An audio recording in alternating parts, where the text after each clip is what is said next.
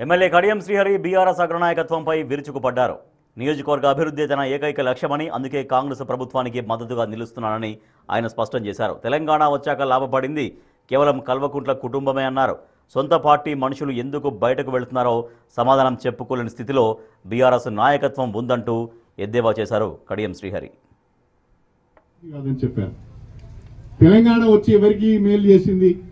తెలంగాణ వచ్చి కల్వకుంట్ల కుటుంబానికి మేలు చేసింది. తెలంగాణ వచ్చి కల్వకుంట్ల కుటుంబానికి అధికారం వచ్చింది. తెలంగాణ వచ్చి కల్వకుంట్ల కుటుంబం దోచుకోవడానికి అవకాశం ఇచ్చింది. ఇవాళ పెద్ద ఎత్తున ఆ కుటుంబం ఉన్న వాళ్ళందరూ 100 ఎకరాల భూములు, వందల కోట్ల రూపాయల నిధులు, బ్రహ్మాండమైన ఫామ్ హౌజులు, ప్యాలెస్లు కట్టుకున్నారు.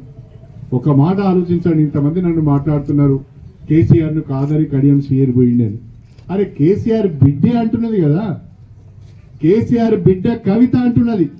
మా అయ్య అవినీతి చేసిండు, మా అన్న అవినీతి చేసిండు, అన్ని లంగా పనులు చేసిండు, నేను తెలంగాణ ప్రజలకు క్షమాపణ చెప్పుకుంటున్నా, ఉద్యమకారులను పక్కన పెట్టిండు, తెలంగాణ ధ్రువులను అందరూ వెక్కించిండు, 1000 కోట్ల రూపాయలు సంపాదించిండు. అందుకని నేను సొంత తండ్రి అయినా తండ్రితోనే దూరమై నేను పక్కకి వెళ్ళిపోయి వేరే పార్టీ పెట్టుకుంటా అని కవితే అంటున్నది కదా. కవిత మాట్లాడే మాటలకు, కవిత చేసే ఆరోపణలకు చాతనైతే మీరు ముందుగా సమాధానం చెప్పండి.